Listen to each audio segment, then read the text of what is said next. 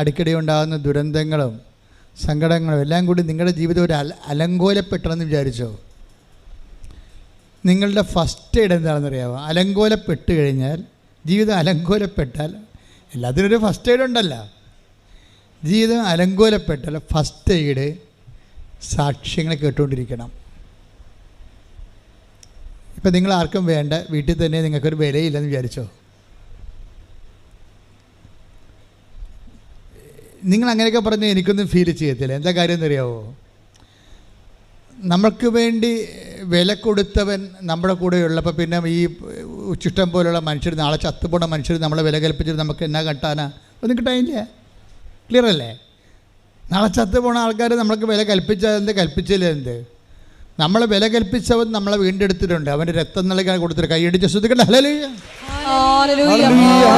സാക്ഷ്യങ്ങൾ കേട്ടോണ്ടിരിക്കുമ്പോൾ എന്ത് സംഭവിക്കുന്നറിയാവോ? നമ്മളിൽ എനിക്ക് തോന്നി, എനിക്ക് മനസ്സിലായിരിക്കണതാണ്, ഇപ്പം നമ്മൾ വളരെ ക്ഷീണിച്ച്, ഞാനൊരിക്കൽ ഈ മല കയറാൻ പോയി, മലയാറ്റൂർ മല.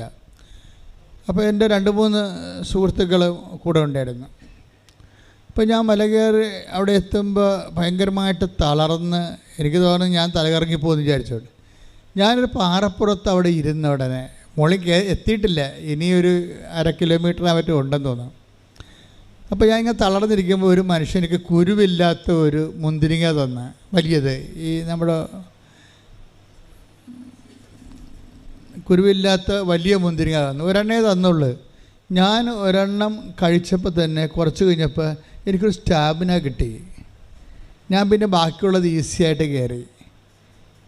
ഇതുപോലെയാണ് ജീവിതത്തിൽ തളർന്നിരിക്കുമ്പോൾ നമ്മളൊരു സാക്ഷ്യം കേൾക്കുകയാണെങ്കിൽ നമുക്ക് മനസ്സിലാകും, ദൈവം അവർ പാവപ്പെട്ടവരായിരിക്കും സാക്ഷ്യം പറഞ്ഞത്. ഈ ദൈവം ഇപ്പോഴും ജീവിച്ചിരിക്കുന്നു, നമ്മുടെ കൂടെ ഉണ്ട്. ഇപ്പം ഞാനും ഇതുപോലെ ഒന്ന് ഇൻവെസ്റ്റ് ചെയ്യുകയാണെങ്കിൽ, എൻ്റെ വിശ്വാസം ഇൻവെസ്റ്റ് ചെയ്യുകയാണെങ്കിൽ, വിശ്വാസം ഇൻവെസ്റ്റ് ചെയ്യുമ്പോൾ ശ്രദ്ധിക്കണം. ബൈബിള് നമ്മളെല്ലാവരും വിശ്വാസമെന്ന് പറയണ പോലല്ല ബൈബിൾ വിശ്വാസമെന്ന് പറയണത്. ബൈബിൾ വിശ്വാസമെന്ന് പറയണത് നമ്മൾ പറയണ ഒരു വിഷയമല്ല, അത് വേറെ ഒരു വിഷയമാണ്. നമ്മൾ വിശ്വസിക്കുന്നൊക്കെ പറയത്തില്ലേ? പക്ഷേ ഇപ്പോൾ ഉദാഹരണത്തിന് വിശുദ്ധ മത്തായിയുടെ സുവിശേഷം 21-ാം അധ്യായം 31-32 വചനങ്ങൾ വായിച്ചേ. ശ്രദ്ധിക്കട്ടെ. ഹല്ലേലൂയ. പാടി കർത്താവിലേക്ക് ഞാൻ കൈ നീട്ടിയപ്പോൾ കർത്താവ് എന്നെ ഒരു കാഴ്ച കാണിച്ചു. ഒരു ഞണ്ട് ഇങ്ങനെ അത് ചത്ത് മലർന്ന് കിടക്കണതാണ്. അപ്പോൾ ഓൺലൈനിലുള്ളവർ ശ്രദ്ധിക്കണേ, നിങ്ങൾ തീർത്ഥാടനത്തിലുള്ള നിങ്ങളും ശ്രദ്ധിക്കണം. എന്താണെന്നറിയാവോ? ഞണ്ടെന്നൊക്കെ പറയണത് ഈ ക്യാൻസർ രോഗത്തിൻ്റെ ഒരു അടയാളമാണ്, മെഡിക്കൽ അടയാളമാണ്. അപ്പം അതിൻ്റെ അർത്ഥം കർത്താവ് ക്യാൻസർ രോഗികളെ ഈ കൂട്ടായ്മയെ സുഖപ്പെടുത്തുന്നു എന്നുള്ളതാണ്. കൈയടിച്ചുകൊണ്ട് ശ്രദ്ധിക്കണം. വചനം കേൾക്കാം. മത്തായി 21:31-32 തിരുവചനങ്ങൾ. ഈ 2 പേരിൽ ആരാണ് പിതാവിന്റെ ഇഷ്ടം നിറവേറ്റിയത്? അവർ പറഞ്ഞു, 2 യേശു പറഞ്ഞു, സത്യമായി ഞാൻ നിങ്ങളോട് പറയുന്നു, ചുങ്കക്കാരും വേശ്യകളുമായിരിക്കും നിങ്ങൾക്ക് മുമ്പേ സ്വർഗരാജ്യത്തിൽ പ്രവേശിക്കുക. എന്തെന്നാൽ യോഹന്നാൻ നീതിയുടെ മാർഗത്തിലൂടെ നിങ്ങളെ സമീപിച്ചു, നിങ്ങൾ അവനിൽ വിശ്വസിച്ചില്ല. എന്നാൽ ചുങ്കക്കാരും വേശ്യകളും അവനിൽ വിശ്വസിച്ചു.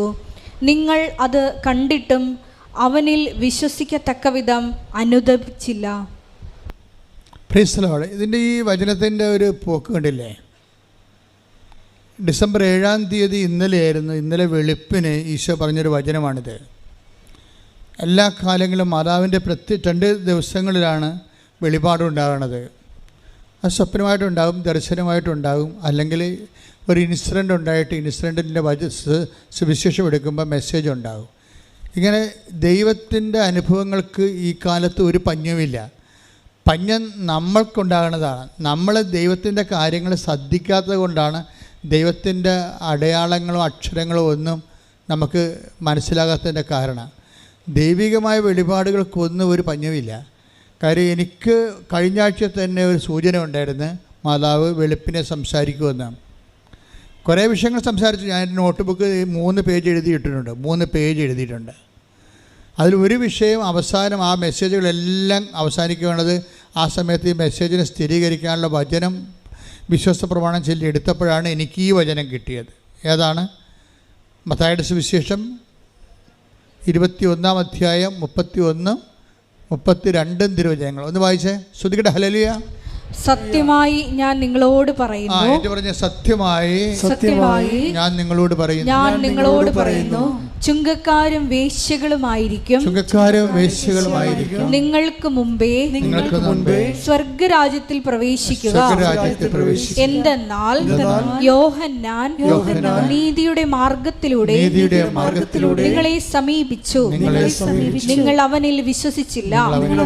എന്നാൽ ചുങ്കക്കാരും വേശ്യകളും അവനിൽ വിശ്വസിച്ചു.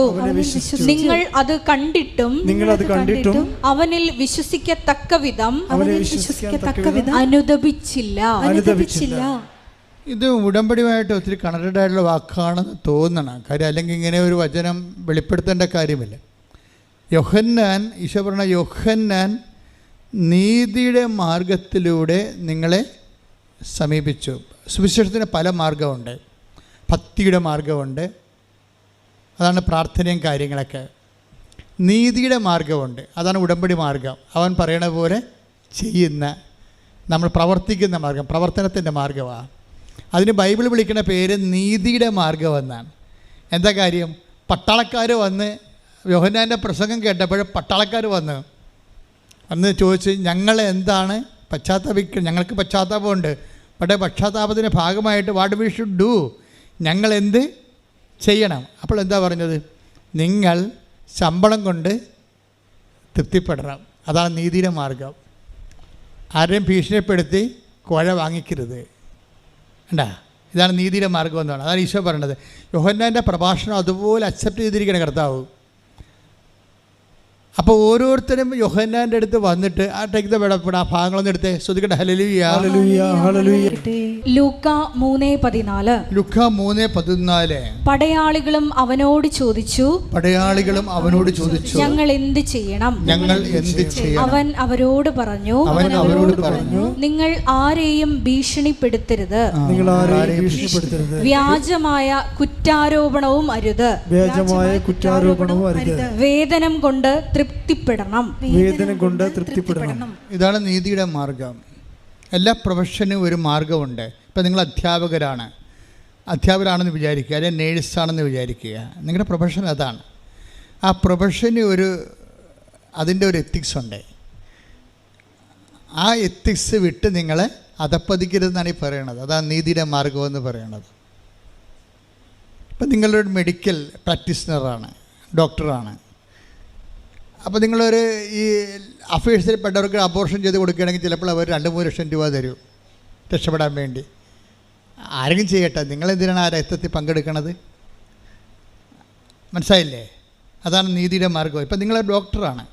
ചില ഡോക്ടർമാർ ഇങ്ങനെ അബോർഷൻ ക്ലിനിക്ക് തന്നെ ഉണ്ടാക്കി വെച്ചിട്ടുണ്ട്, അമേരിക്കയിലൊക്കെ ഉള്ളതുപോലെ. രഹസ്യമാണ്, പുറത്ത് എഴുതി വെച്ചിട്ടില്ല, പക്ഷേ രഹസ്യമാണ്. ആര് വന്നാലും ഇപ്പോൾ ഈ ലവ് അഫയേഴ്സിനും കമിതാക്കൾക്ക് അറിയാം എവിടെയാണ് അബോർഷൻ നടത്തണമെന്ന്. അപ്പോൾ അവർ ആ സ്ഥലത്തേക്ക് പോകും. അവർക്ക് വേറെ ഒരു ചികിത്സയും വേണ്ട, ഈ കുഞ്ഞുങ്ങളെ കൊന്നു കൊടുത്താൽ മതി. അതിനേക്കാൾ നല്ല അവർ ഇറച്ചിക്കട നടത്തണമാണ്. അതാണ് വിഷയം.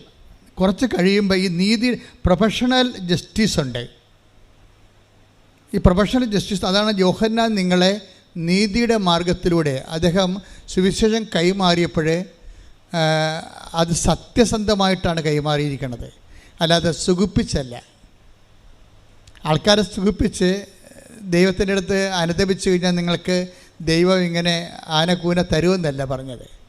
സത്യസന്ധമായ സുവിശേഷം നീതിയുടെ മാർഗമാണ്. ഉടമ്പടി അന്വേഷിക്കുന്നത് ഈ നീതിയുടെ മാർഗമാണ്. ഇപ്പം കഴിഞ്ഞ ദിവസങ്ങളിൽ സിമി എന്നും പറഞ്ഞൊരു സീനിയർ നേഴ്സ്, ഇംഗ്ലണ്ടിൽ 20 കൊല്ലമായിട്ട് പ്രവർത്തിക്കുന്ന സീനിയർ നേഴ്സിൻ്റെ സാക്ഷ്യം ഇന്ന് അപ്പീലുണ്ട്. പെട്ടെന്നാണ് റീച്ച് ചെയ്യുന്നുണ്ടത്. 11,000 പറ്റിയായെന്ന് തോന്നണം. പെട്ടെന്ന്. കാര്യം സത്യസന്ധമായ വെടിച്ചിൽ സാക്ഷ്യമാണ്. എന്താ സിമി പറയണത്? എന്താണ് സിമി ഒരിക്കൽ ഇവിടെ എങ്ങനെ വന്നതാണ്?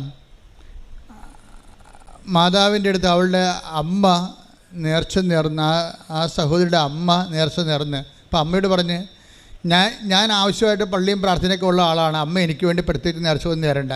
ഇങ്ങനെ ലോകം മുഴുവനുള്ള ധ്യാനകേന്ദ്രത്തിൽ എന്നെക്കുറിച്ച് നടക്കേണ്ട കാര്യമെല്ലാം ഉണ്ട്. അമ്മയെ വഴക്കിട്ടുകൊണ്ടാണ് അവരിവിടെ വരണത്. ഇവിടെ വരുമ്പോൾ കോവിഡായിരുന്നു. കോവിഡിൻ്റെ ടൈം കഴിഞ്ഞ് വന്നപ്പോൾ ചെറിയ കോവിഡ് മാന്യമൊക്കെ ഉണ്ടായിരുന്നു. അപ്പോൾ ആ അമ്മ എന്തോ കാര്യം ഉടമ്പടിയെക്കുറിച്ച് അറിയത്തില്ല. അവർക്ക് എന്തോ എഴുതി കൊടുക്കുന്ന പരിപാടിയാണ്, അതുകൊണ്ട് പെട്ടിയിടുന്ന പരിപാടിയാണെന്നാണ് അമ്മ ധരിച്ചത്. അപ്പോൾ അമ്മ എന്തോ എഴുതി കൊടുത്ത് ഇവിടുത്തെ സിസ്റ്ററിന് കൊടുത്ത്. അപ്പോൾ അന്നുണ്ടായിരുന്ന സിസ്റ്റർ പറഞ്ഞ്, ചേച്ചി ഇത് ഇപ്പോഴല്ല ചെയ്യണത്, കുറച്ച് ടൈം എടുക്കും, ഇപ്പോൾ ഇങ്ങനെ എഴുതിയിട്ട് സ്വീകരിക്കത്തില്ലെന്ന് പറഞ്ഞു. അപ്പോൾ ഈ സിമി അവിടെ നിന്ന് വെച്ചാൽ പറഞ്ഞു, ഇതെന്താ മാതാവ് ഇപ്പോൾ സ്വീകരിക്കത്തില്ലേ, മാതാവ് എന്താ അവധിക്ക് പോയിരിക്കണമെന്ന് ചോദിച്ചു. തോന്നിയ ചോദിച്ചതാണ്. ചില ആൾക്കാർക്ക് അങ്ങനെ തോന്നും പെട്ടെന്ന്, അവരുടെ ഒരു മെൻ്റൽ സ്റ്റേച്ചർ അനുസരിച്ചുണ്ട്. പക്ഷേ പിന്നെ ഇംഗ്ലണ്ടിൽ ചെന്നിട്ട് പിന്നെ ഇവർക്ക് 1 by 1 ആയിട്ട് പ്രോബ്ലമായി. പ്രോബ്ലം വെച്ച് കഴിഞ്ഞാൽ അതിപ്പം നിങ്ങൾക്കറിയാം, ഇപ്പോൾ ലോകത്തിലുള്ള ഒത്തിരിയേറെ മനുഷ്യർ കാര്യങ്ങളറിയാതെ കൃപാസനം മാതാവിനെയും കൃപാസനം മാതാവ് എന്ന് പറയണത്, കൃപാസനം പത്രം എന്ന് പറയണത് മാതാവിൻ്റെ പ്രത്യക്ഷീകരണ സന്ദേശം ലോകത്തിലെത്തിക്കാനുള്ള ദൈവത്തിൻ്റെ കൈകളാണത്. ഞങ്ങൾക്കതിനെക്കുറിച്ച് നല്ല ബോധമുണ്ട്. സഭയുടെ അകത്തു നിന്നൊക്കെ ഞങ്ങൾക്ക് നല്ല സമ്മർദ്ദമായിരുന്നു ഈ പത്രത്തിൻ്റെ വിഷയം വന്നപ്പോഴേ. ഇവിടെയുള്ള എക്സിക്യൂട്ടീവ്സ് പറഞ്ഞു വെച്ചാൽ ഒരു പത്രം കൊടുക്കാച്ചാന്ന് പറയും. ഒരു പത്രമില്ലേ കൊടുക്കാൻ പറ്റത്തുള്ള ആൾക്കാർക്ക് എങ്ങനെയാ അച്ഛൻ 9 പത്രം കൊടുക്കണമെന്ന് ചോദിക്കും. അപ്പോൾ ഞാൻ പറഞ്ഞു, അല്ല എന്നോട് പറഞ്ഞത് ഞാൻ ചെയ്യത്തുള്ളൂ, നിങ്ങളോട് പറഞ്ഞിട്ടല്ല. കൃപാസനത്തെക്കുറിച്ച് പറഞ്ഞോ? നിങ്ങളോട് കൃപാസനത്തെക്കുറിച്ച് ദൈവം പറഞ്ഞോ? ഇല്ല. 87-89 എന്നോട് ആ കൃപാസനത്തെക്കുറിച്ച് പറഞ്ഞത്. ഞാൻ ആ കൃപാസനം ഉടനെ സ്ഥാപിച്ചിട്ട് നിങ്ങളെ വിളിച്ചെന്ന് മാത്രമേ ഉള്ളൂ. വേറെ ഒരു കുഴപ്പം ഞാൻ ചെയ്തിട്ടില്ല. എനിക്ക് കണ്ണി കണ്ടവരെ ഇഷ്ടപ്പെട്ടവരെ വിളിച്ചു കൃപാസനത്തിലേക്ക് ചേർത്തു എന്നേ ഉള്ളൂ. അല്ലാതെ ഒരു സംഘടന നമുക്ക് ഉണ്ടാക്കണമെന്ന് പറഞ്ഞ് എല്ലാവരെയും വിളിച്ചതല്ല. അപ്പോഴങ്ങനെ വിളിച്ച് ചേർത്ത് കഴിഞ്ഞപ്പോൾ പിന്നീട് എല്ലാ കാര്യങ്ങളും മാതാവിൻ്റെ പ്രത്യക്ഷീകരണവും അതിനുശേഷം ഉണ്ടാകുന്ന ഉടമ്പടിയും ഒക്കെ ദൈവിക വെളിപാടാണ്. ഞാൻ ദൈവത്തിൻ്റെ വചനങ്ങളോട് കർക്കശ്യമായ നീതി പുലർത്തുമ്പോൾ ദൈവം എന്നെ ഇതുപോലുള്ള കാര്യങ്ങൾ പറയാൻ പറ്റുന്ന ആളാണെന്ന് മനസ്സിലാക്കിയിട്ട് കാലാകാലങ്ങളിൽ ദൈവം പറഞ്ഞുകൊണ്ടേയിരുന്നു, ഓരോ കാര്യങ്ങൾ പറഞ്ഞുകൊണ്ടേയിരിക്കും. ഉടമ്പടി ചെയ്യാൻ പറഞ്ഞു.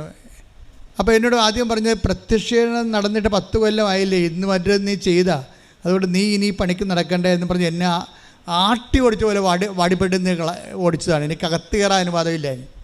നിങ്ങളോടൊക്കെ ഞാൻ അത് പല പ്രാവശ്യം പറഞ്ഞിട്ടുള്ളതാണ്. പക്ഷേ 5 മിനിറ്റിനുള്ളിൽ ദൈവം എന്നെ അവിടെ കയറ്റിയില്ലെങ്കിലും എനിക്ക് പ്രത്യക്ഷീകരണ പ്രാർത്ഥന തന്ന്, ഞാൻ കാറിൽ കാറ് ഇങ്ങോട്ട് വളഞ്ഞപ്പോൾ തന്നെ, കേരളത്തിലേക്ക് വളഞ്ഞപ്പോൾ തന്നെ പ്രത്യക്ഷീകരണ പ്രാർത്ഥന തന്നു. ആ പ്രത്യക്ഷീകരണ പ്രാർത്ഥനയാണ് ഇന്ന് നമ്മൾ എല്ലാ ദിവസവും വെളുപ്പിനെ 5 മണിക്ക് അച്ഛൻ ചെല്ലത്തില്ലേ, 20-ാം വർഷം ആ പ്രത്യക്ഷ പ്രാർത്ഥന ചെല്ലണത്. അത് ചെറിയ പ്രത്യക്ഷ പ്രാർത്ഥന ഇരുന്നത്. അമ്മയുടെ പ്രത്യക്ഷീകരണത്തിൻ്റെ ആദ്യത്തേത് ദശക പ്രാർത്ഥന, ഇപ്പോൾ ദശകം 20 വർഷമായതിൻ്റെ പ്രാർത്ഥനയാണ്. ആ പ്രാർത്ഥന കുറേ നാൾ പ്രാർത്ഥിച്ചു കഴിഞ്ഞപ്പോഴാണ് പിന്നെ അമ്മ ഉടമ്പടിയെക്കുറിച്ച് പറയണത്. ഇപ്പോൾ ഉടമ്പടിയെക്കുറിച്ച് എന്താ പറഞ്ഞത്? ഇപ്പോൾ എന്താ പറഞ്ഞിരിക്കുന്നത്? ഉടമ്പടി യോഹന്നാൻ്റെ നീതിയുടെ മാർഗമായിട്ട് ഇതിന് ബന്ധമുണ്ടെന്നാണ് പറയണത്. ഇപ്പോൾ പറഞ്ഞു കേട്ടില്ലേ? ഇന്നലെ അമ്മയുടെ പ്രത്യക്ഷീകരണത്തിൻ്റെ വെളുപ്പാങ്കാലമാണ്. എന്താ പറയണത്? ഉടമ്പടി നീതിയുടെ മാർഗമാണെന്ന് ജനങ്ങളോട് നീ പറയണം. അല്ലാതെ പ്രാർത്ഥന മാത്രം ചൊല്ലിക്കൊണ്ടിരിക്കരുത്. വീട്ടിൽ പോയി പ്രത്യക്ഷീകരണ പ്രാർത്ഥന ചൊല്ലിക്കൊണ്ട് മാത്രം ഇരുന്നുകൊണ്ട് ദൈവത്തിൻ്റെ അനുഗ്രഹം അടിച്ചു മാറ്റാൻ വേണ്ടി ആരും മസിൽ പിടിക്കേണ്ട കാര്യമില്ല. അതാണ് പച്ചക്ക് പറയുകയാണ് സംഭവം. ജീവിതം കറക്റ്റ് ചെയ്യാതെ പ്രാർത്ഥിച്ച് മാത്രം ഇരുന്ന പിച്ചുമ്പയും പറഞ്ഞ ആൾക്കാർ പോലെ ഇരിക്കും. ഉടമ്പടി ഒരു പ്രാർത്ഥനയുടെ മാർഗമല്ല, മറിച്ച് എന്താണ്? അത് പ്രാർത്ഥനയെ സപ്പോർട്ട് ചെയ്യുമ്പോൾ തന്നെ ബേസിക്കായിട്ട് നീതിയുടെ മാർഗമാണ്. ഒന്നൊരു വായിച്ചമാറ്. എന്തെന്നാൽ യോഹന്നാൻ നീതിയുടെ മാർഗത്തിലൂടെ നിങ്ങളെ സമീപിച്ചു, നിങ്ങൾ അവനിൽ വിശ്വസിച്ചില്ല. ഇതാണ് പ്രശ്നം. ഉടമ്പടി മാർഗത്തിലൂടെ നിങ്ങളെ സമീപിക്കുന്നു. നിങ്ങൾ ഉടമ്പടി ചെയ്തിട്ടുണ്ട്, പക്ഷേ ഉടമ്പടി ചെയ്ത കുറേ ആൾക്കാർ ദൈവം വിശ്വസിക്കണില്ല. ഇതാണ് ഇതിൻ്റെ ട്രാജഡി. ഉടമ്പടി ചെയ്ത അണ്ണന്മാർ കേൾക്കണം കേട്ടോ. ഉടമ്പടി ചെയ്ത 50% പേരെയെങ്കിലും ദൈവം വിശ്വസിക്കണില്ല. എന്താ കാരണം? യോഹന്നാൻ നീതിയുടെ മാർഗത്തിലൂടെ വന്നു. വായിച്ചോ എന്തെന്നാൽ യോഹന്നാൻ നീതിയുടെ മാർഗത്തിലൂടെ നിങ്ങളെ സമീപിച്ചു നിങ്ങൾ അവനിൽ വിശ്വസിച്ചില്ല. എന്ന് വെച്ചാൽ അതിന്റെ അർത്ഥം എന്താണ്? പട്ടാളക്കാരും അത് ചോദിച്ചു, ഞങ്ങൾ എന്ത് ചെയ്യണം? അപ്പോൾ യോഹന്നാൻ എന്ത് പറഞ്ഞു? നിങ്ങൾ ആരെയും ഭീഷണിപ്പെടുത്തരുത്. കിമ്പളം മേടിക്കാനല്ല ഭീഷണിപ്പെടുത്തുന്നത്. എല്ലാ വീടുകളിലൊക്കെ കയറിയിട്ട് ഭീഷണിപ്പെടുത്തിയിട്ട് അപ്പം എടുത്തുകൊണ്ട് പോവുക അന്നത്തെ പട്ടാളക്കാരുടെ മെയിൻ പരിപാടിയായിരുന്നു. വസ്ത്രം എടുത്തുകൊണ്ട് പോവുക, പെണ്ണുങ്ങൾ മാത്രമുള്ള സ്ഥലത്ത് നിന്ന് അവരെ ഡിസ്റ്റർബ് ചെയ്യുക. ഇതാണ് അവരുടെ അഴിമതി. അന്നത്തെ റോമാൻ പട്ടാളക്കാരല്ലേ, അവരുടെ അഴിമതി അതാണ്, നമ്മൾ കണ്ടതാണത്, ബൈബിളുണ്ടത്. അപ്പോൾ ആരെയും ഭീഷണിപ്പെടുത്തരുത്. പിന്നെ എന്താണ്? വേതനം കൊണ്ട് തൃപ്തിപ്പെടണം. അത് നിസ്സാര കാര്യമല്ല. അതാണ് അതിന് ദൈവം പറയണത്. ഇപ്പം നിങ്ങൾ ശമ്പളം വാങ്ങിക്കുന്നു എങ്കിലും നിങ്ങൾ കിമ്പളം വാങ്ങിക്കുകയും ചെയ്യുന്നുണ്ട്. എന്താ കാര്യം വെച്ച് കഴിഞ്ഞാൽ, കിമ്പളം വാങ്ങിച്ചു കഴിയുമ്പോൾ സ്വാഭാവികമായിട്ട് ദൈവം നിങ്ങൾക്ക് ഭക്ഷണം കഴിക്കാനും യോഹന്നാൻ എന്താ പറയണമെന്നറിയാവോ? എന്തുകൊണ്ട് കിമ്പളം വാങ്ങിക്കേണ്ടെന്നാണ് പറയണമെന്നറിയാവോ?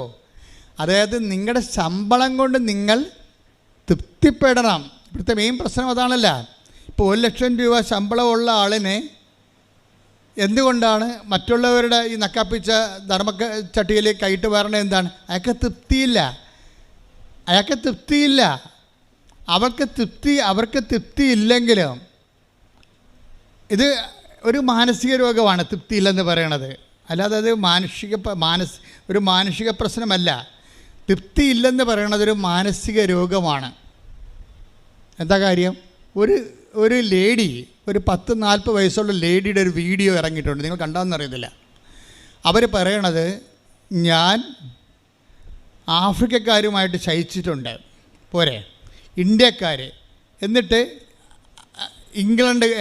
ഇംഗ്ലീഷുകാർ. ഒരു ലേഡി പച്ചക്ക് പറയണ അവിടെ ഇരുന്നുണ്ടേ, ഈ ലോകത്തിലുള്ള ഓരോ രാജ്യത്തിലുള്ള ആൾക്കാരുമായിട്ട് അവർക്ക് ശാരീരിക ബന്ധമുണ്ടെന്നാണ്. എന്നിട്ടും ഈ ആൾക്ക് തൃപ്തിയില്ല. അതൊരു മാനസിക രോഗമാണ്. സുവിശേഷത്തിൻ്റെ പ്രധാനപ്പെട്ട ഉദ്ദേശം, നിങ്ങൾ അവറേഷൻസ് കാണിക്കുമ്പോഴേ, സെക്ഷൽ അവറേഷൻ ആയാലും ശരി, നിങ്ങളുടെ ജീവിത പങ്കാളിയുമായിട്ട് നിങ്ങൾക്ക് തൃപ്തിപ്പെടാൻ പറ്റണില്ല എങ്കിൽ അതിന് നിങ്ങൾ ബാക്കി ഒരു ഔട്ട് പോസ്റ്റൊക്കെ ഉണ്ടാക്കിയെടുക്കണമെന്നുണ്ടെങ്കിൽ നിങ്ങൾക്ക് വേണ്ടത് എന്താണെന്നറിയാവോ?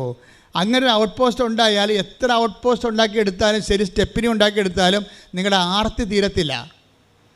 ആർത്തിക്ക് അഭിഷേകമാണ് മരുന്നെന്ന് പറയണത്. ആർത്തിക്ക് മരുന്നില്ലല്ലോ. ആർത്തിക്ക് മരുന്ന് ബൈബിളിൽ മാത്രമേ ഉള്ളൂ.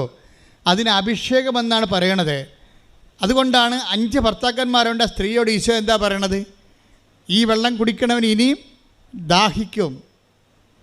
അതല്ലേ 4:13 എടുത്തേ. യേശു പറഞ്ഞു, ഈ വെള്ളം കുടിക്കുന്ന ഏവനും വീണ്ടും ദാഹിക്കും. വേണ്ട, 5 ഭർത്താക്കന്മാരെ വെച്ച് ഉപയോഗിച്ചുകൊണ്ടിരിക്കുന്ന സ്ത്രീയോടാണ് ഈശോ പറയണത്. എന്താ പറയണത്?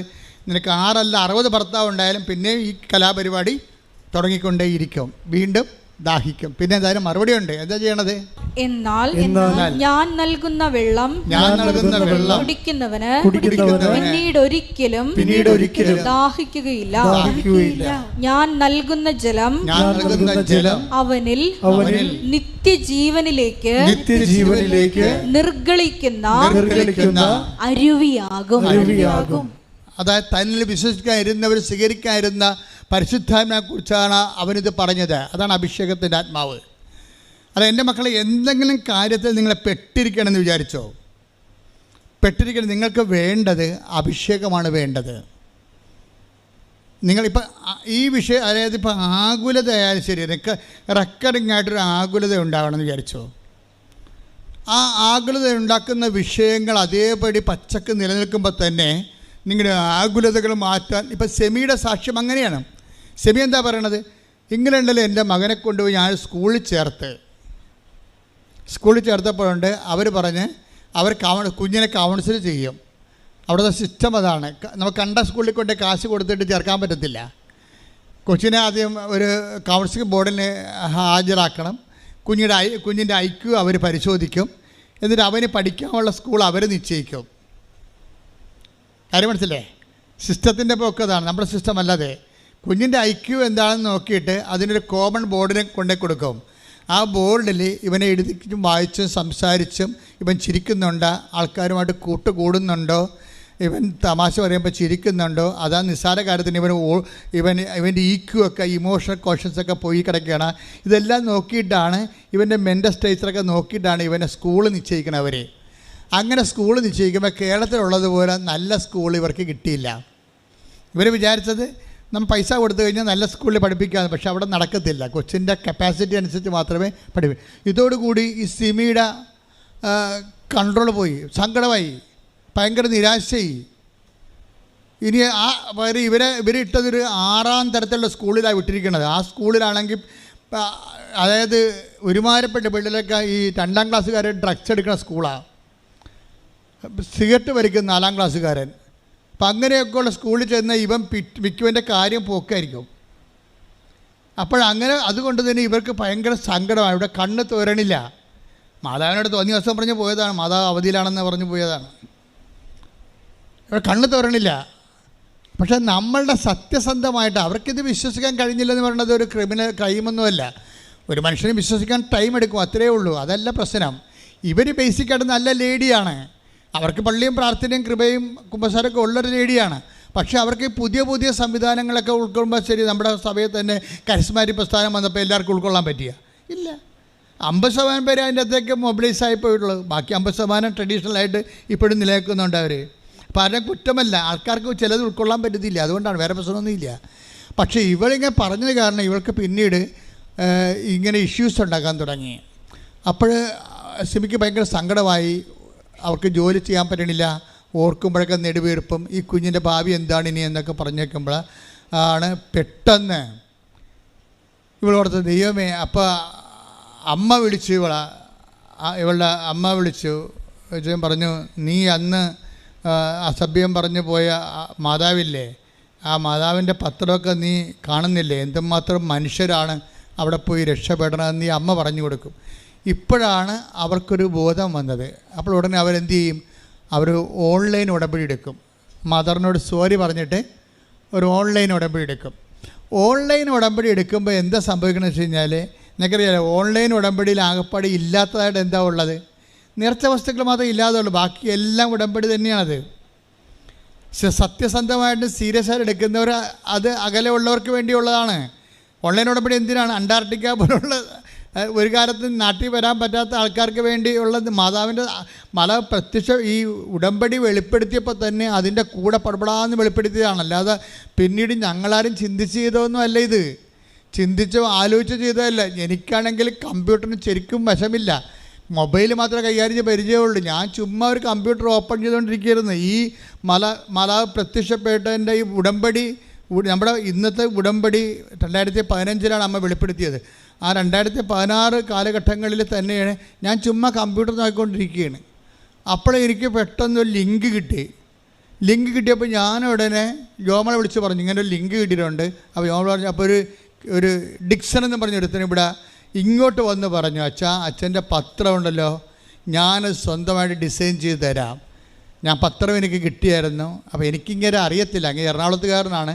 എവിടെയോ പള്ളിയിൽ നിന്ന് കൃപാസനം പത്രം കിട്ടിയോ പുള്ളി വായിച്ച് നോക്കിയോ പുള്ളി പറഞ്ഞു, ഇത് ഇങ്ങനെയല്ല ഡിസൈൻ ചെയ്യേണ്ടത്.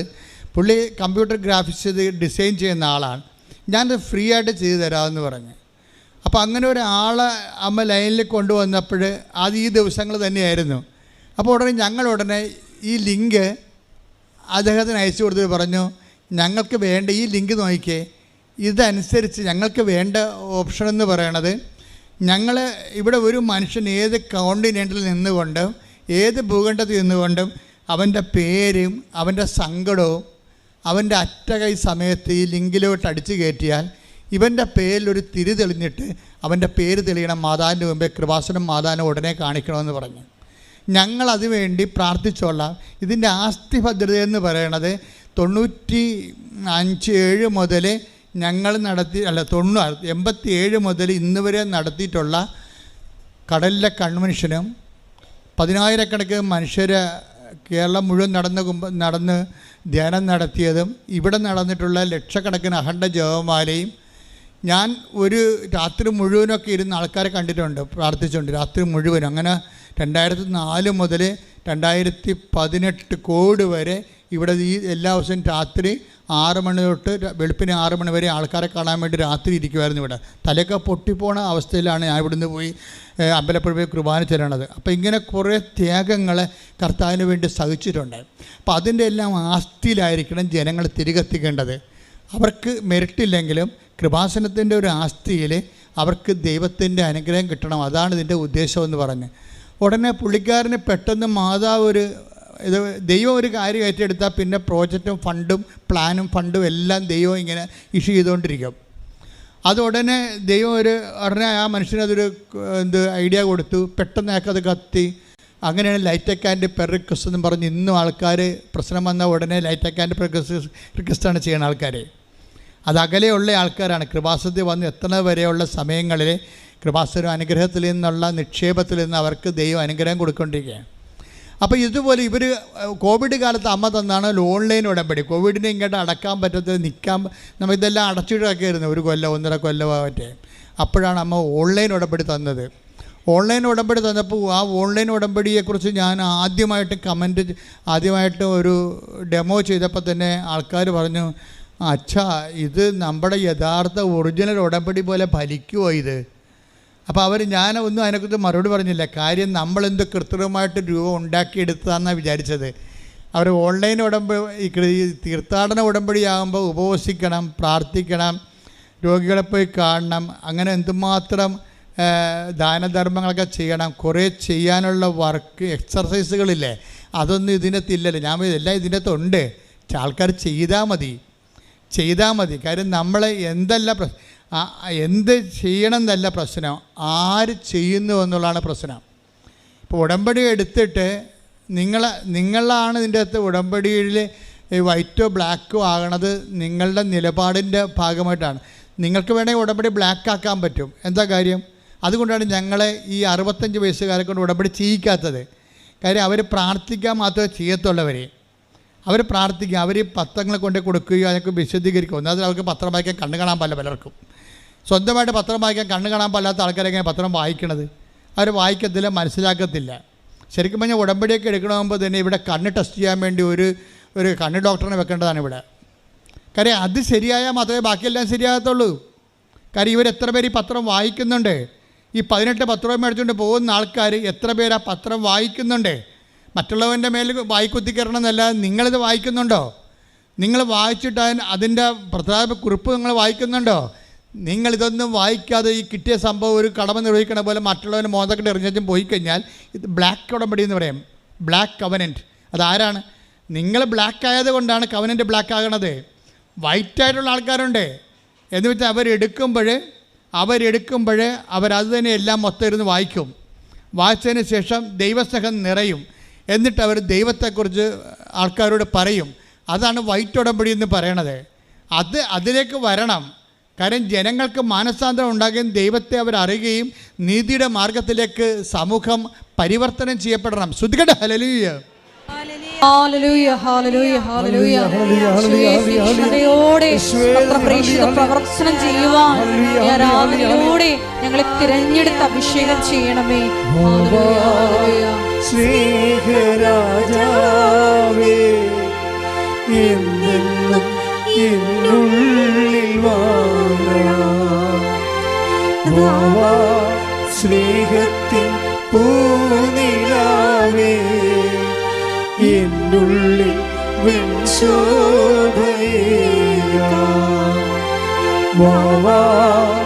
സ്നേഹരാജാവേ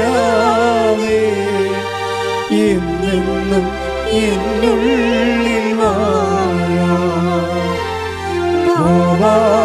സ്നേഹത്തിൻ പൂനിലാവേ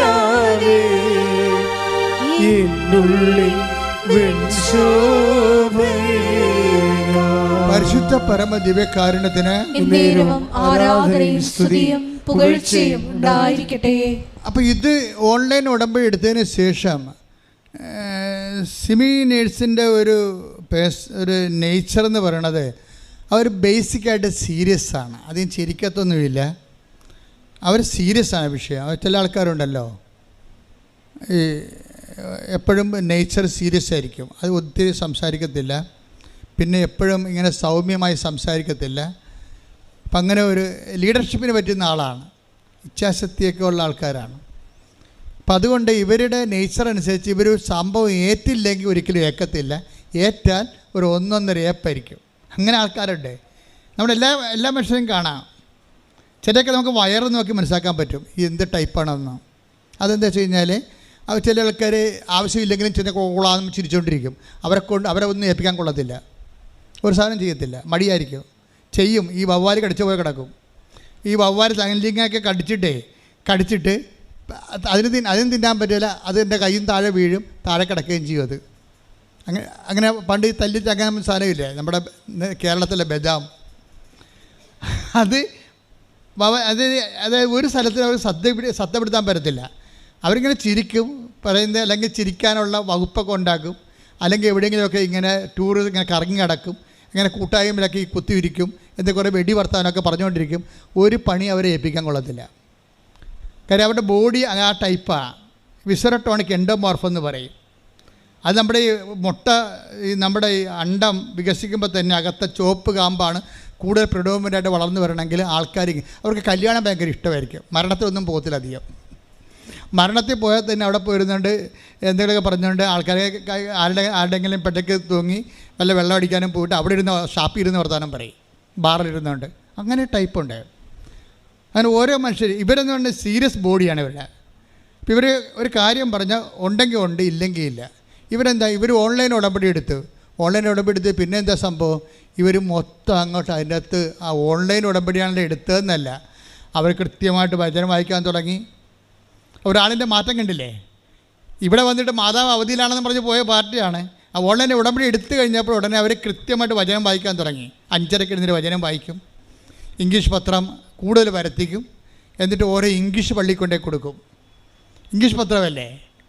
അപ്പോൾ ആ ഇംഗ്ലീഷ് കമ്മ്യൂണിറ്റി അവിടെ ഇംഗ്ലണ്ടിലുണ്ടല്ലോ, ലണ്ടനിൽ ഇംഗ്ലീഷ് കമ്മിറ്റി ഉണ്ട്, പള്ളിയുണ്ടല്ലോ, അവിടെ കൊണ്ടുപോയി സായിപ്പന്മാരോട് കൃപാസനത്തെക്കുറിച്ച് സംസാരിക്കും. കണ്ട, അവർ പത്രം കൊടുക്കുക മാത്രമല്ല ചെയ്യണത്, പിന്നെ എന്താണ്, മറ്റൊരു സമൂഹത്തോട് മാതാവിൻ്റെ പ്രത്യക്ഷീകരണത്തെക്കുറിച്ച് സംസാരിക്കുകയാണ്.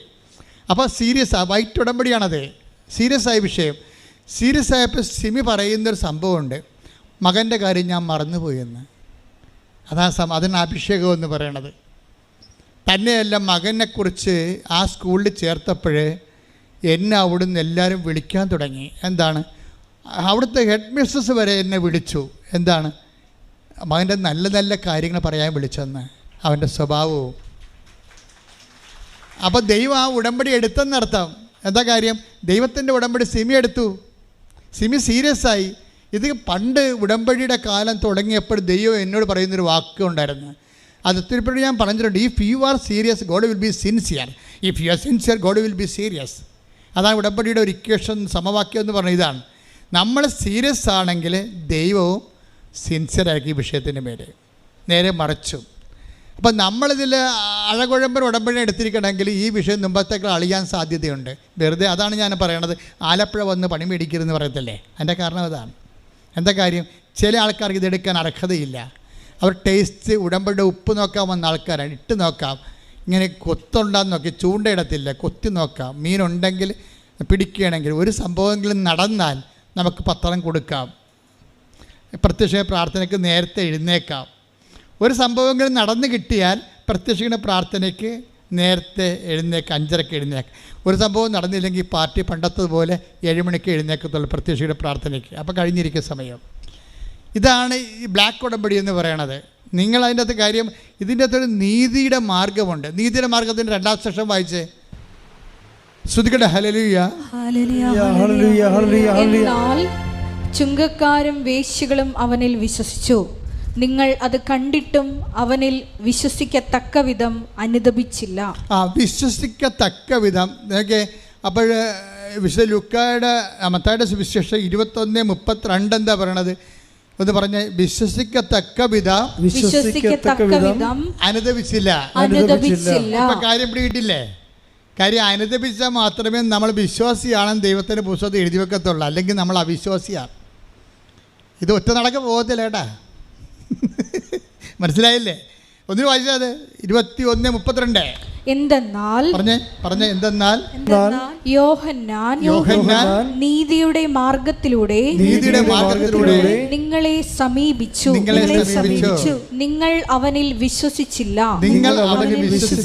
എന്നാൽ ചുങ്കക്കാരും വേശ്യകളും അവനിൽ വിശ്വസിച്ചു. നിങ്ങൾ അത് കണ്ടിട്ടും അവനിൽ വിശ്വസിക്കത്തക്ക വിധം അനുദപിച്ചില്ല. അപ്പൊ കണ്ടിട്ടോ എന്ന് പറഞ്ഞാൽ എന്താണ്? മറ്റുള്ളവർ ദൈവാനുഭവം പ്രാപിക്കുന്ന കാണുന്നത് എവിടെയാണ്? സാക്ഷ്യമല്ലേ? മനസ്സിലായില്ലേ? മറ്റുള്ളവരുടെ ദൈവാനുഗ്രഹം പ്രാപിക്കുന്നത് നമ്മൾ കാണുന്നത് എങ്ങനെയാണ്? സാക്ഷ്യം കേൾക്കുമ്പോഴാണ്. ഈ സാക്ഷ്യം കേട്ടിട്ടും നമ്മൾ എന്ത് ചെയ്തില്ല? അനുദപിച്ചില്ല. അപ്പോൾ സാക്ഷ്യം എന്തിനുള്ളതാണ്? അനുദപിക്കാനുള്ളതാണ്. കൈയടിക്കട്ടെ, സ്തുതിക്കട്ടെ, ഹല്ലേലൂയ. പരിശുദ്ധ പരമ ദിവ്യകാരുണ്യത്തിന് യോഹന്നാന്റെ സുവിശേഷം അല്ല, യോഹന്നാനിലെ നേരത്തെ വായിച്ച ഭാഗം വായിച്ച പട്ടാളക്കാരുടെ അതിന്റെ മുകളിലും താഴെയുള്ള വചനങ്ങൾ വായിച്ച് സ്തുതിക്കട്ടെ, ഹല്ലേലൂയ.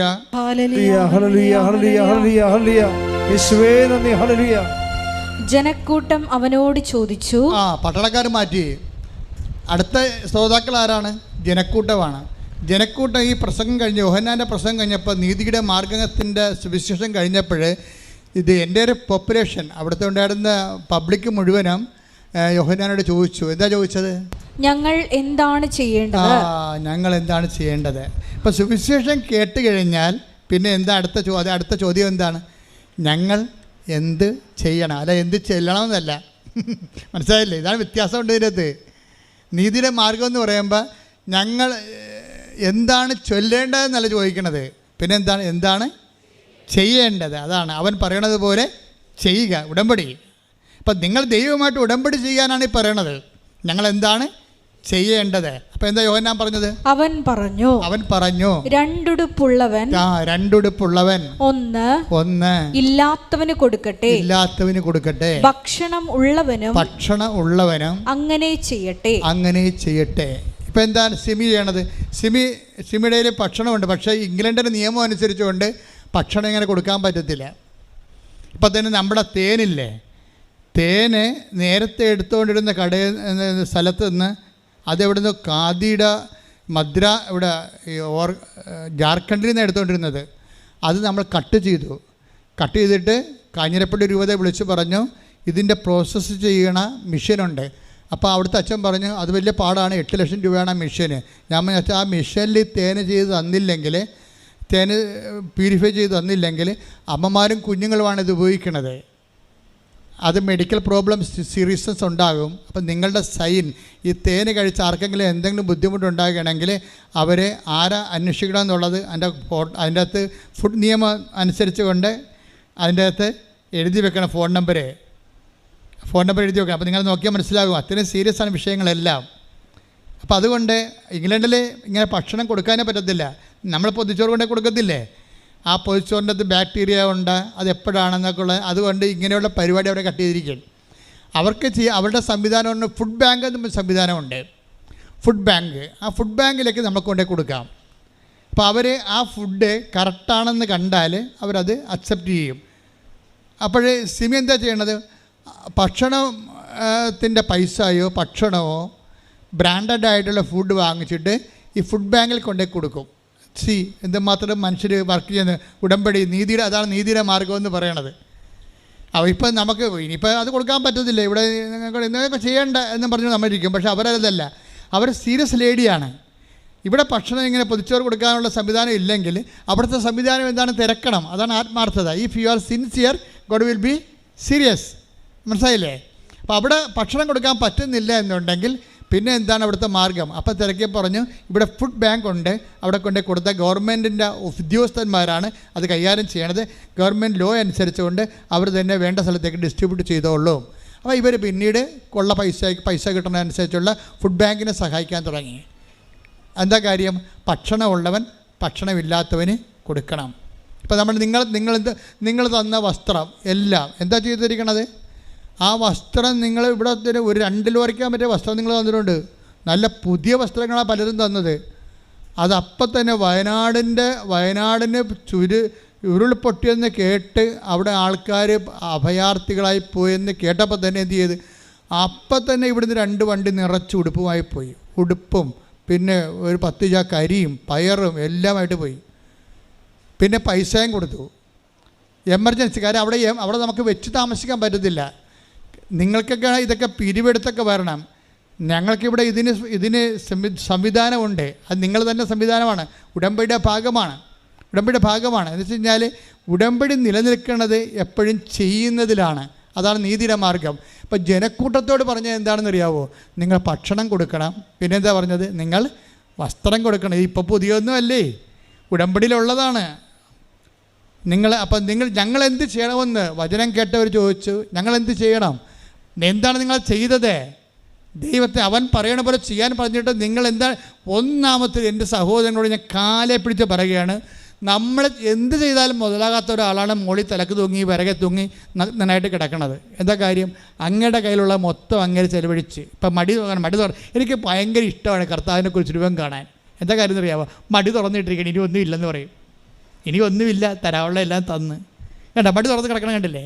മടി തുറന്ന കർത്താവിൻ്റെ കുരിശുരൂപം കാണുമ്പോൾ എൻ്റെ കണ്ണ് നിറയെ. ശരിക്കും പറഞ്ഞാൽ ഇനി ഒന്നുമില്ല. ഇത് തന്നെ അപ്പായിക്കും സംഭവിച്ചത്.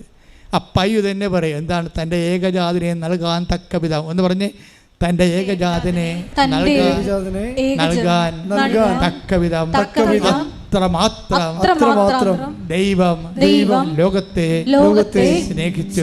കൈയടിച്ച് ശ്രുതികട്ടെ ഹല്ലേലൂയ.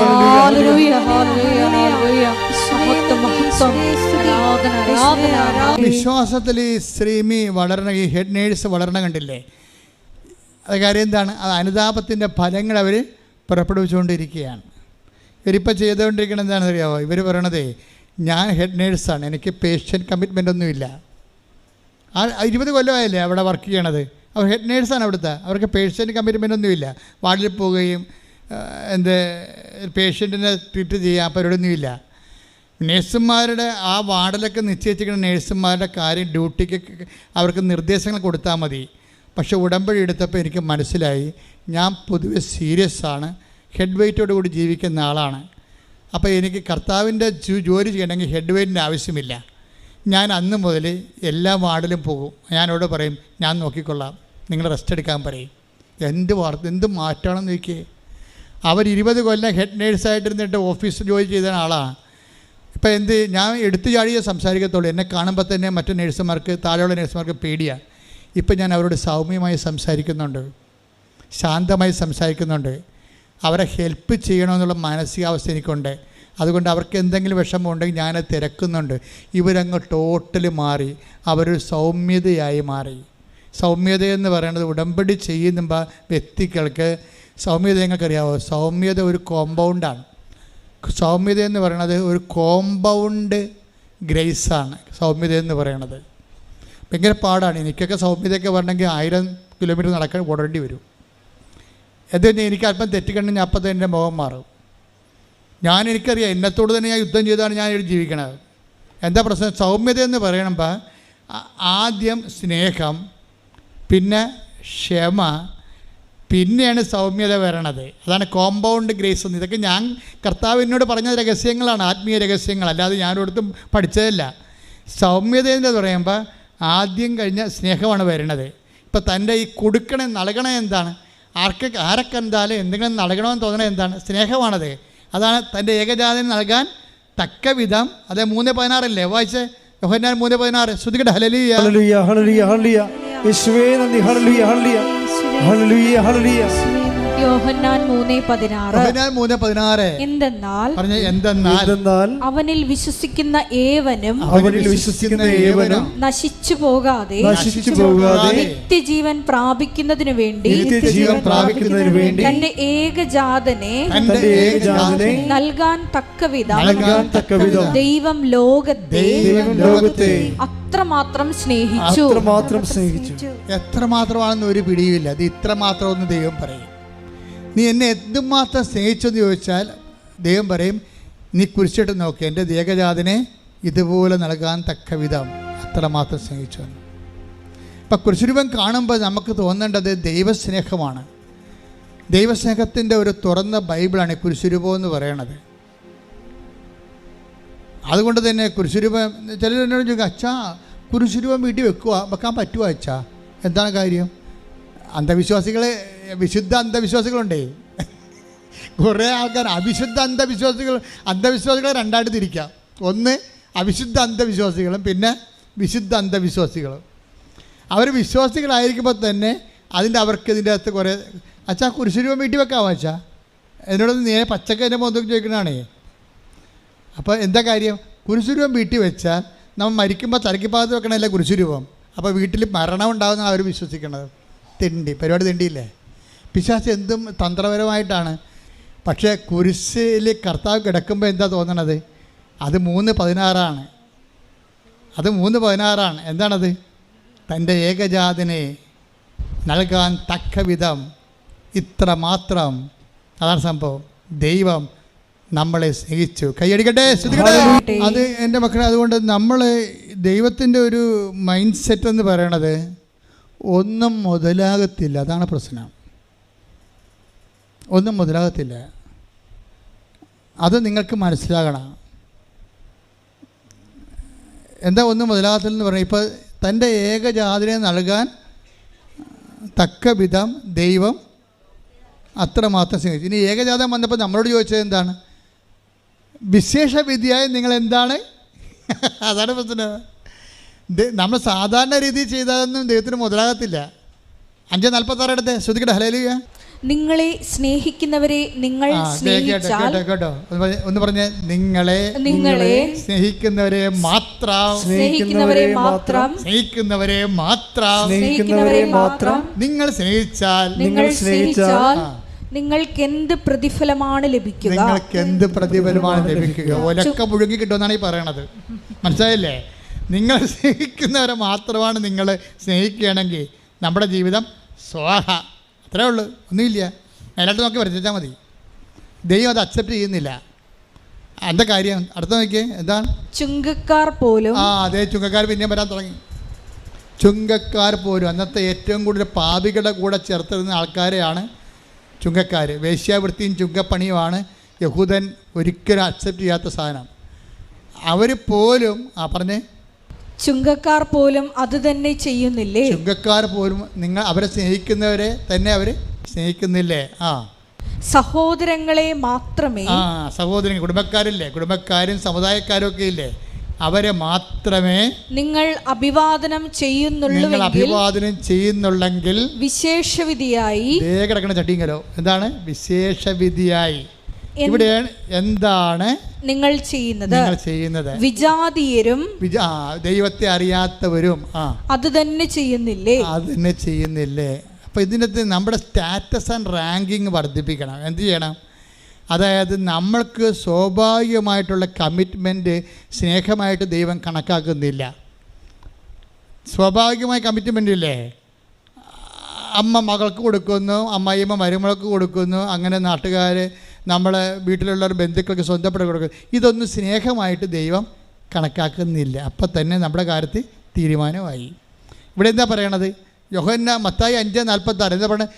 വിശേഷ വിധിയായി നിങ്ങൾ എന്താണ് ചെയ്യുക? അപ്പം ദൈവം അവൻ പറയണ പോലെ ചെയ്യാം, പക്ഷേ വിശേഷ വിധിയായി ചെയ്യണം. മനസ്സിലായില്ലേ?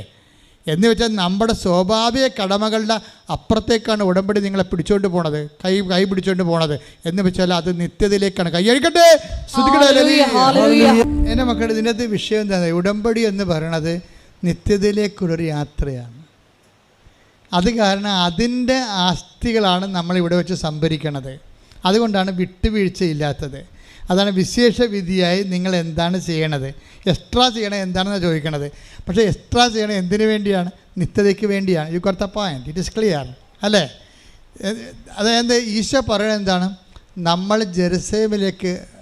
എനിക്ക് ജെറുസലേമിലേക്ക് പോകേണ്ടിയിരിക്കുന്നു. ഒരു ദിവസം ഞാനിങ്ങനെ വായിച്ചായിരുന്നു, എനിക്ക് ജെറുസലേമിലേക്ക്, കർത്താവ് പറഞ്ഞതാണേ. എനിക്കാണത് മത്തായിയുടെ സുവിശേഷം 16:21 എടുത്തേ. ശ്രദ്ധിക്കട്ടെ. മത്തായി മത്തായി 16:21. മത്തായി 16:21. അപ്പോൾ മുതൽ യേശു തനിക്ക് ജെറുസലേമിലേക്ക് പോകേണ്ടിയിരിക്കുന്നുവെന്നും ശ്രേഷ്ഠന്മാരിൽ നിന്നും പ്രധാന പുരോഹിതന്മാരിൽ നിന്നും നിയമജ്ഞരിൽ നിന്നും വളരെയേറെ സഹിക്കേണ്ടി വരുമെന്നും താൻ വധിക്കപ്പെടുമെന്നും എന്നാൽ മൂന്നാം ദിവസം ഉയർപ്പിക്കപ്പെടുമെന്നും ശിഷ്യന്മാരെ അറിയിച്ചു തുടങ്ങി. അപ്പൊ ശിഷ്യന്മാരെ അറിയിച്ചു തുടങ്ങിയെന്ന് പറയണത്, ഇത് വായിച്ചുകൊണ്ടിരിക്കുമ്പോൾ, ഞാൻ കഴിഞ്ഞ ദിവസം ആഴ്ചയിലാണ് ഇത് എല്ലാപ്പോഴും വായിക്കുന്നതാണ് ഈ ഭാഗങ്ങൾ. പക്ഷേ അപ്പോഴും ഈശോ പറഞ്ഞത്, എടമോനെ, ഇത് ജെറുസലേമിലേക്ക് പോകണമെന്ന് പറഞ്ഞു കഴിഞ്ഞാൽ ഇസ്രായേലിൻ്റെ തലസ്ഥാനമൊന്നുമല്ല, ഞാൻ സ്വർഗീയ ജെറുസലേമിലേക്ക് പോകുന്ന യാത്രയാണ് ഞാൻ തുടങ്ങിയത്. അത് ഞങ്ങൾ സെമിനാരിൽ പോലും പഠിക്കാത്ത സംഭവമാണ്. കാര്യം ഇതിന് ജെറുസലേം ഗലീലി ടു ജെറുസലേം എന്നും പറഞ്ഞ് യുക്കാൻ്റെ സുവിശേഷത്തിൽ ഒരു മാർഗത്തിൻ്റെ സുവിശേഷം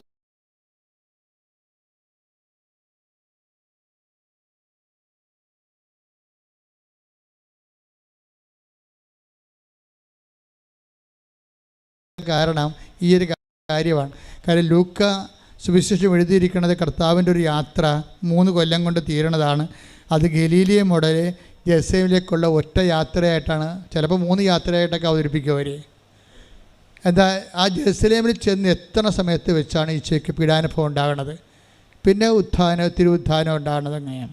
അപ്പോൾ അതേ രീതിയിലാണ്. പക്ഷേ ഈ ഭാഗം ഞാനൊരു 100 പ്രാവശ്യം വായിച്ചിട്ടുണ്ടെങ്കിലും കഴിഞ്ഞ ആഴ്ച വായിച്ചപ്പോൾ ഈശോയുടെ ആത്മാവ് പറഞ്ഞു, ഇത് നിങ്ങൾ പറയുന്ന ജെറുസലേം എന്ന് പറയുന്ന ഇസ്രായേലിൻ്റെ തലസ്ഥാനം എന്ന് പറയുന്ന ആ ഭാഗം ഒരു ടോപ്പോഗ്രഫിക്കലായിട്ടുള്ള ഒരു എൻറ്റിറ്റി അല്ല. I meant that eternal Jerusalem. Bible അവസാനിക്കുന്നത് എങ്ങനെയാണ്? ബൈബിൾ വെളിപാട് അവസാനിക്കുന്നത് നമ്മുടെ സ്വർഗീയ ജെറുസലേമിലേക്ക് എത്തിച്ചേരണമാണ്. ഈ യാത്രയെക്കുറിച്ചാണ് ഞാൻ പറയണമെന്ന് എന്നോട് പരിശുദ്ധാത്മാവ് ഒരു സൂചന നൽകിയപ്പോൾ പെട്ടെന്ന് പരിശുദ്ധാത്മാവ് പറഞ്ഞു, ഇനി താഴേക്ക് നീ ഇതുപോലെ വായിക്കാൻ പറഞ്ഞു. നിത്യതയെക്കുറിച്ച് സുവിശേഷത്തിന് നീ പുനർവായന കൊടുക്കാൻ പറഞ്ഞു. കർത്താവ് പറഞ്ഞ വചനങ്ങളെ പുനർവായനയിലൂടെ പരിശുദ്ധാത്മാവ് എന്നെ കൊണ്ടുപോയത് എന്താണെന്നറിയാവോ? പിന്നീട് ഞാൻ എൻ്റെ മനസ്സിൽ കർത്താവ് തന്നത് 16:24. ശ്രുതികട ഹല്ലേലൂയ. മത്തായി 16:24. ശ്രുതികട ഹല്ലേലൂയ. മത്തായി 16:24.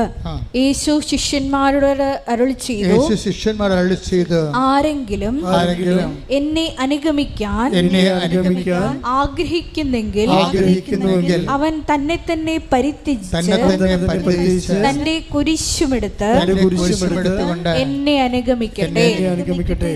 ഇവിടെയാണ് പ്രശ്നമെന്ന് പറഞ്ഞു. എന്ന് വെച്ചാൽ ഇത് പറഞ്ഞിരിക്കുന്നത് ഗാഗുൽത്തായി പോയി പത്രോസും ശിഷ്യന്മാരും എല്ലാവരും കൂടെ പോയിട്ട് അനുഗമിച്ച് അവിടെ പോയി കർത്താവിനെ പോലെ കുരിശിൽ കിടക്കുന്ന കാര്യമല്ല പറയണത്. നമുക്ക് ഇത് ഇങ്ങനെ പറഞ്ഞു കഴിയുമ്പോൾ താഴേക്ക് വായിക്കുമ്പോൾ നമ്മളൊക്കെ ഇതും അങ്ങനെയായിരിക്കും. അല്ല, നമുക്ക് എനിക്ക് ജെറുസലേമിലേക്ക് പോകേണ്ടിയിരിക്കണം എന്നാണ് ഈശോ പറഞ്ഞത്.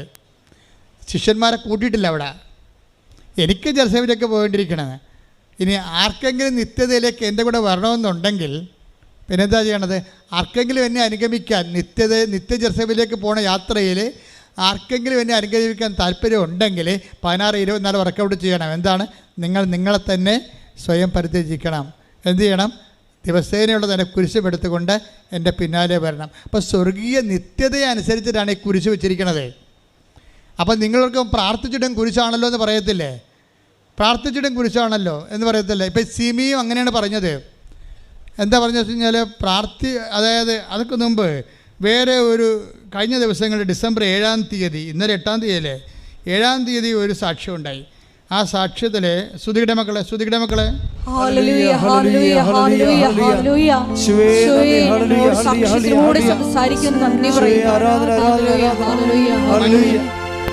മഞ്ജു വർഗീസ് 7-ാം തീയതി എടുത്ത സാക്ഷ്യമാണ്. അപ്പോൾ ഞാൻ ഇവിടെ നിൽക്കിയിരുന്നു. മഞ്ജു വർഗീസ് ഈ സാക്ഷ്യം പറയുമ്പോൾ ഞാൻ ഇവിടെ ഉണ്ടായിരുന്നു. മഞ്ജു വർഗീസ് പറഞ്ഞ ഇതാണ്, എനിക്ക് ഈ ഉടമ്പടി എടുത്ത് ഞാൻ ഉടമ്പടി ജീവിക്കാൻ തുടങ്ങിയപ്പോൾ ഞാൻ ദൈവവുമായിട്ടുള്ള മൽപ്പിടുത്തങ്ങൾ അവസാനിപ്പിച്ചെന്ന്.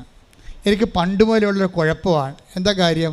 ഞാൻ പ്രാർത്ഥിക്കുന്ന കാര്യം എനിക്ക് കിട്ടിയില്ലെങ്കിൽ ഞാൻ ദൈവവുമായിട്ട് എപ്പോഴും തർക്കിച്ചുകൊണ്ടിരിക്കുമെന്ന്. എന്താ തർക്കിക്കണത്? ഞാനല്ലേ ഇങ്ങനെ ഉപവസിക്കണത്, എൻ്റെ അനിയത്തി ഉപവസിക്കണില്ല, അവളുടെ കാര്യമെല്ലാം നടക്കണുണ്ടല്ല. മനസ്സിലായില്ലേ?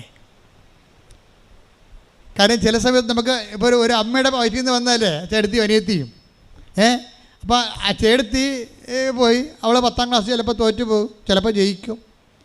അവളുടെ കാലത്ത് അപ്പന് അസുഖം ഉണ്ടാകും. പക്ഷേ തന്നെ അവളുടെ അപ്പൻ്റെ കാര്യം അമ്മയുടെ കാര്യം നോക്കുമ്പോൾ അനിയത്തി ഒന്നും അറിയാതെ പഠിച്ചു പോകും. അവൾക്ക് റാങ്ക് കിട്ടും, അവൾക്ക് ഉദ്യോഗം കിട്ടും, അവൾക്ക് ലവ് അഫെയർ കിട്ടും. ചേട്ടത്തിയേക്കാൾ നേരത്തെ അവൾക്ക് ജോലിയും കിട്ടി, അവൾ കല്യാണം കഴിച്ച് അവളെ പ്രസവിക്കുകയും ചെയ്തു. പോരെ?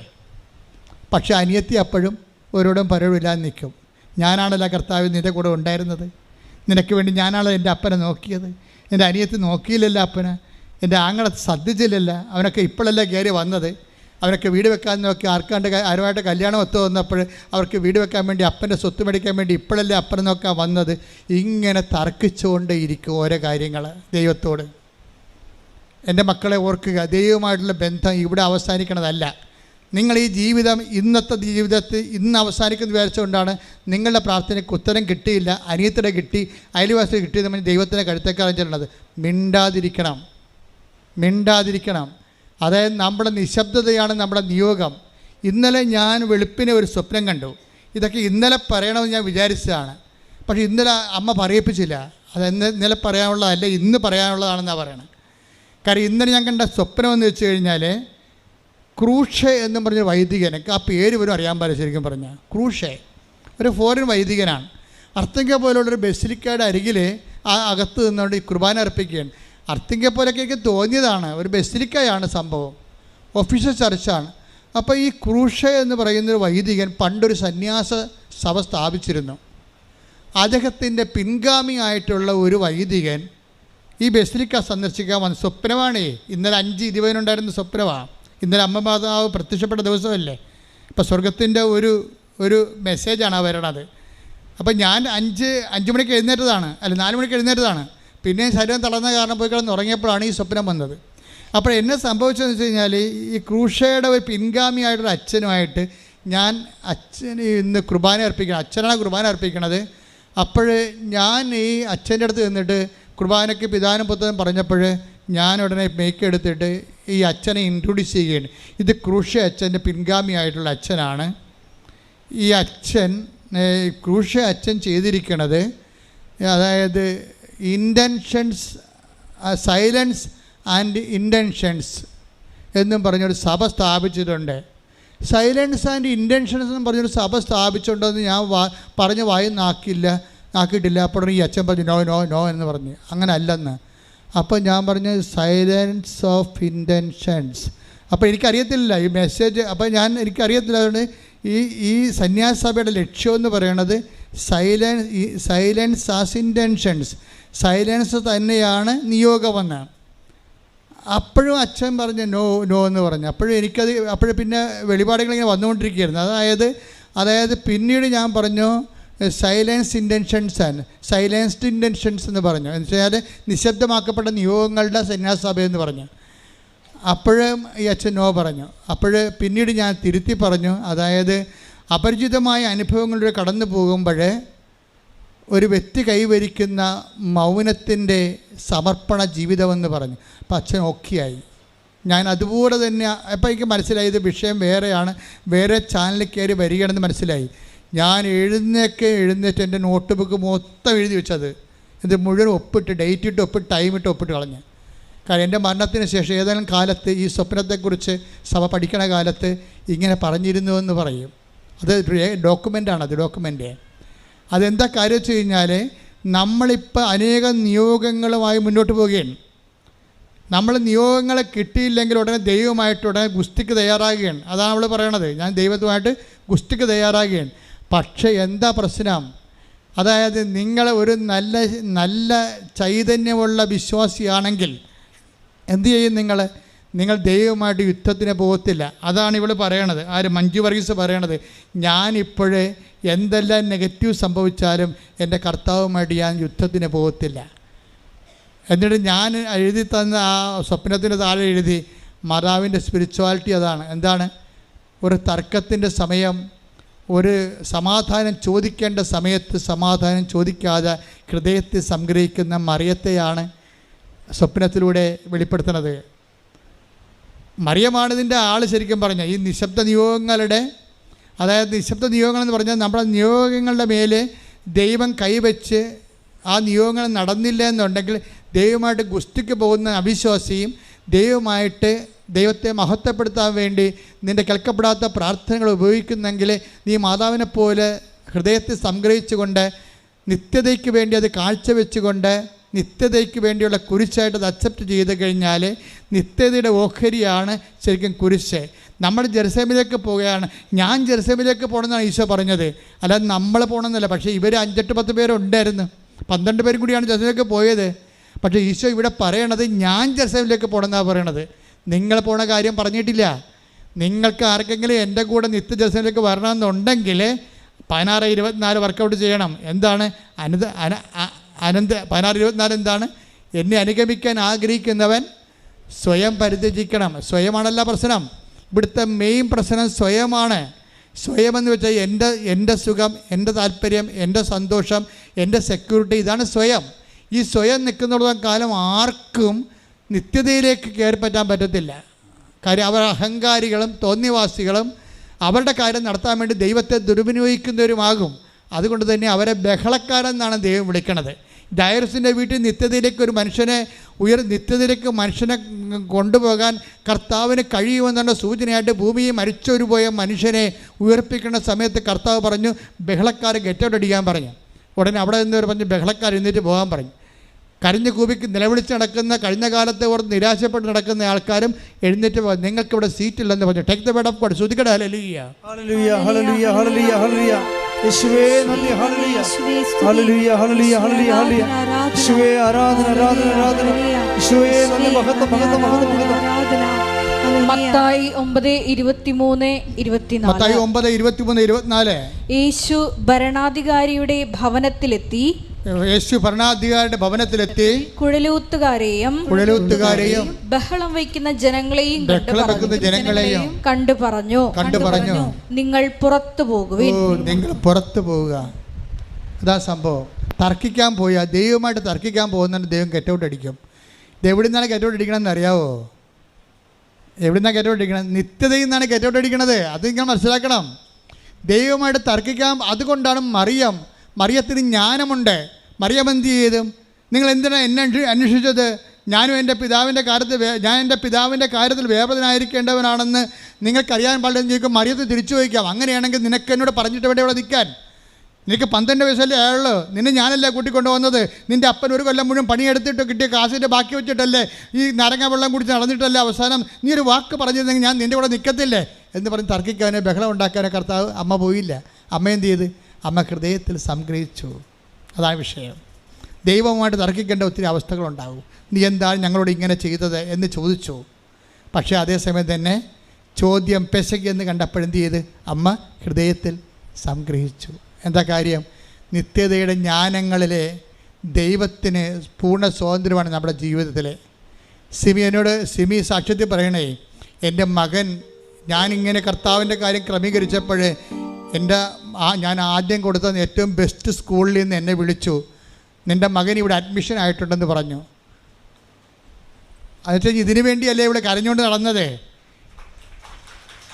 അപ്പം കൂടെ ഉള്ളവർ ചോദിച്ചു, സിമി ഇതെന്ത് പരിപാടിയാണിത്?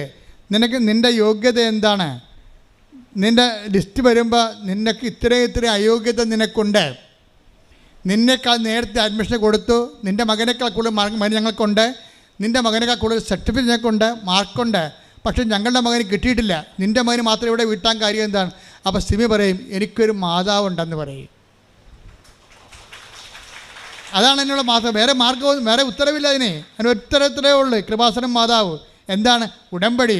Not by might but by grace. കൈയടിച്ച് സ്തുതിക്കട്ടെ. ഹല്ലേലൂയ ഹല്ലേലൂയ ഹല്ലേലൂയ ഹല്ലേലൂയ മഹത്വം മഹത്വം ആരാധന ഹല്ലേലൂയ ഹല്ലേലൂയ ആരാധന ഹല്ലേലൂയ. പരിശുദ്ധ പരമദിവ്യകാരുണ്യത്തിന് നേരവും ആരാധനയും സ്തുതിയും പുകഴ്ചയും ഉണ്ടായിരിക്കട്ടെ. ഒരുമിച്ച് പാടാം. സ്തുതിക്കട്ടെ. ഹല്ലേലൂയ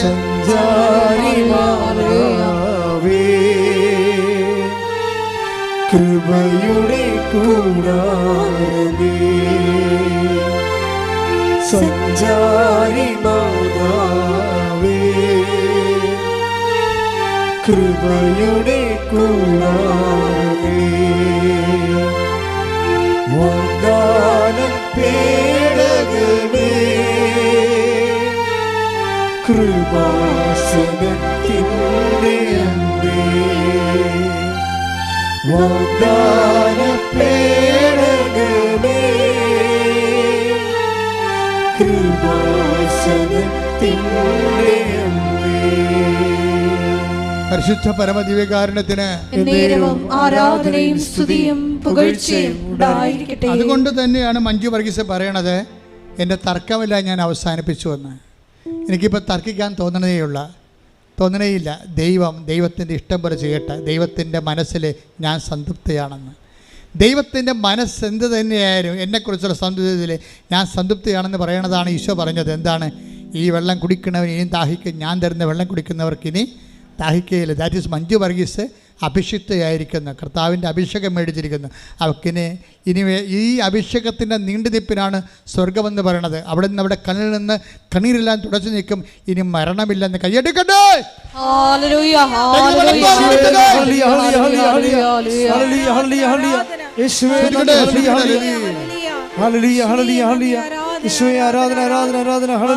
സഞ്ചാരി മാതാവേ സ്തുതിക്കട്ടെ. സഞ്ചാരി മാതാവേ